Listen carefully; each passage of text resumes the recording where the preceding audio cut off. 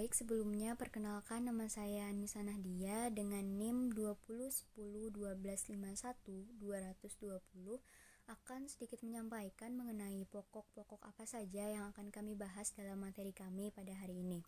Nah, jadi yang pertama ada apa yang dimaksud dengan perkembangan TIK pada anak SD. Yang kedua, bagaimana dampak positif dan negatif penggunaan TIK bagi anak SD di masa pandemi COVID-19. Yang ketiga, apa saja aplikasi yang bisa digunakan untuk pembelajaran dalam metode daring. Yang keempat, apa saja tantangan dalam pelaksanaan pembelajaran daring yang merupakan salah satu perkembangan dari TIK. Nah, itu saja yang dapat saya sampaikan. Selebihnya saya kembalikan kepada moderator. Baik, di sini saya menjelaskan tentang pengertian dan pengembangan TIK pada anak SD. Khususnya saya menjelaskan tentang pengertian teknologi informasi dan komunikasi. Teknologi informasi dan komunikasi atau TIK mempunyai arti bahwa terdapat penemuan pengolahan data pada menghasilkan informasi dan informasi tersebut dapat disebarluaskan dengan cepat dan memiliki masa penyimpanan yang lama. Maksudnya di sini kita dapat menggali informasi dalam media sosial dan kita dapat menyimpannya atau mendownloadnya sehingga kita bisa melihatnya pada lain waktu dan tidak usah mencari-carinya lagi di internet. Kemudian fungsi penggunaan TIK dalam proses pembelajaran adalah sebagai alat bantu bagi siswa dalam proses pembelajaran, dan alat bantu tersebut juga diperuntukkan untuk guru, bukan hanya siswa. Dalam proses belajar mengajar, alat bantu bagi siswa adalah agar mempermudah dalam mengikuti pembelajaran, karena dalam masa pandemi ini kita tidak boleh yang namanya sekolah tatap muka. Jadi kita menggunakan teknologi informasi seperti kita sekolah atau belajar menggunakan via internet seperti Zoom, Google Meet, dan lain sebagainya. Oke, akan dilanjutkan dengan teman saya. Baik, di sini saya akan menjelaskan tentang dampak positif dan negatif penggunaan TIK bagi anak SD di masa pandemi COVID-19. Dampak positif penggunaan TIK bagi anak SD: 1. Memicu percepatan transformasi pendidikan. 2. Banyak munculnya aplikasi belajar online. 3. Banyaknya kursus online gratis. 4. Munculnya kreativitas tanpa batas. 5. Membangun mental positif. Demikian dari saya, akan dilanjutkan oleh teman saya. Terima kasih.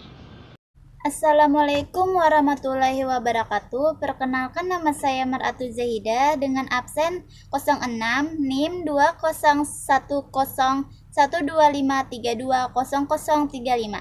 Saya di sini ingin menjelaskan tentang dampak negatif penggunaan TIK bagi anak SD. Dampak negatif tersebut muncul sebagai akibat dari penggunaan yang salah atau tidak bijak. Beberapa dampak negatif tersebut adalah: 1. Anak lebih banyak menghabiskan waktu menonton TV ketimbang melakukan lainnya, seperti belajar dan olahraga. Yang kedua, anak kehilangan kemampuan berbaur dengan masyarakat dan cenderung nyaman dengan kehidupan online. Yang ketiga, setiap anak rata-rata bermain gadget seperti iPad dan telepon genggam selama 5-6 jam per hari yang dilakukan setelah pulang sekolah sehingga waktu tidur. Yang keempat, waktu cenderung rebut dan sulit mengalah saat bermain gadget bersama. 5. Anak cenderung menunda kewajibannya seperti makan, mandi, tidur, belajar ketika sudah bermain gadget. Yang keenam, anak cenderung tidak peduli dengan situasi di sekitarnya dan asik sendiri. Yang ketujuh, anak tidak suka jika diajak kegiatan di luar rumah dan selalu ingin cepat pulang agar bisa segera bermain gadget. Selanjutnya, materi akan dijelaskan oleh teman saya. Perkenalkan, nama saya Anita Herlina, NIM 20101251200013. Di sini saya akan menjelaskan mengenai media yang sering digunakan dalam pembelajaran daring. Yang pertama itu ada e-learning. Mungkin kita semua sudah tidak asing dengan yang namanya e-learning, karena e-learning itu hampir digunakan oleh semua lapisan pendidikan atau jenjang pendidikan, mulai dari SD, SMP, SMA hingga perguruan tinggi. Terus e-learning itu apa sih? E-learning adalah sistem pembelajaran yang memungkinkan tersambungnya antara guru dan siswa melalui media internet atau koneksi internet. Terus selain e-learning ada juga yang namanya Google Meet sama Zoom.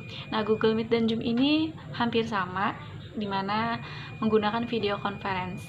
Terus yang selain Google Meet dan Zoom ada juga yang namanya Google Classroom dan WhatsApp Group. Untuk WhatsApp Group sendiri penggunaannya lebih sederhana, jadi mungkin lebih memudahkan para siswa, khususnya mungkin dari jenjang yang rendah seperti SD, SMP. Selanjutnya, materi yang akan saya bahas adalah tantangan dalam pelaksanaan pembelajaran daring yang merupakan salah satu dari perkembangan TIK. Kendala utama dalam pemanfaatan TIK dalam pembelajaran yang dihadapi guru di sekolah dasar adalah sarana dan prasarana pendukung yang terbatas. Sarana dan prasarana yang dimaksud adalah komputer, laptop, dan infokus. Kendala berikutnya yang cukup tinggi mempengaruhi guru memanfaatkan TIK dalam pembelajaran adalah ketersediaan jaringan internet dan sinyal.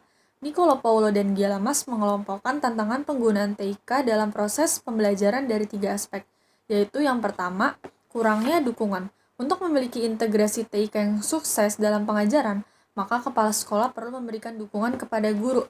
Yang pertama, mengintegrasikan penggunaan TIK dalam kurikulum, dan guru juga harus memiliki rencana yang jelas untuk menggunakan TIK dalam pengajaran mereka. Kedua, kepemimpinan sekolah perlu memiliki visi dan misi yang jelas untuk mengintegrasikan teknologi dan memiliki rencana untuk mewujudkannya dan berinvestasi dalam TIK untuk pembelajaran di kelas. Yang ketiga yaitu pemerintah perlu mengalokasikan investasi infrastruktur pendidikan yang mendorong penggunaan TIK. Yang kedua ialah kurangnya kepercayaan. Menurut Basak dan Govender, satu sikap yang dimiliki para guru di semua tingkatan adalah kurangnya kepercayaan untuk menggunakan TIK dalam pengajaran mereka.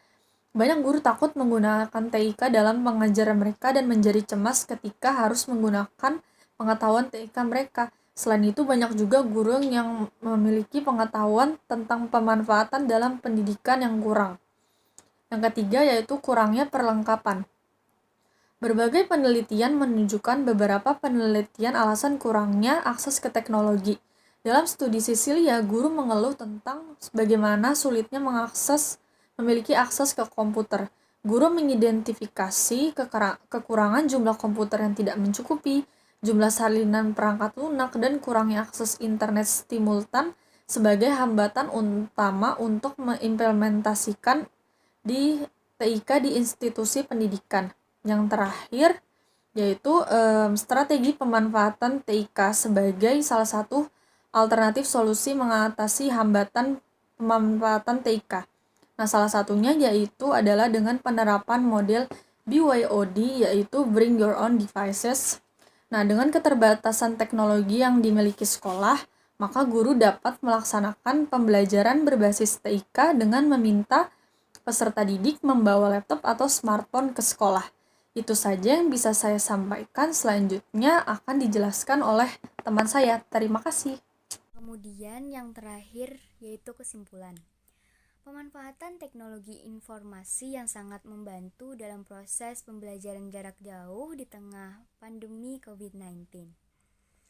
Sehingga semua proses belajar mengajar dapat berjalan dengan baik.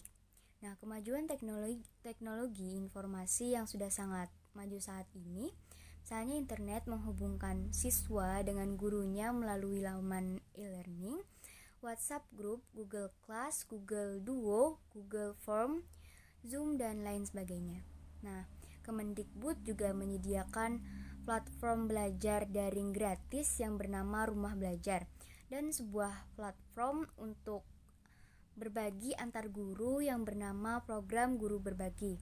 Nah, untuk daerah yang memiliki koneksi internet yang kurang baik, pemerintah juga bekerja sama dengan TVRI, yaitu salah satu stasiun TV milik negara, untuk menyampaikan materi pembelajaran yang ada di dalam program belajar di rumah.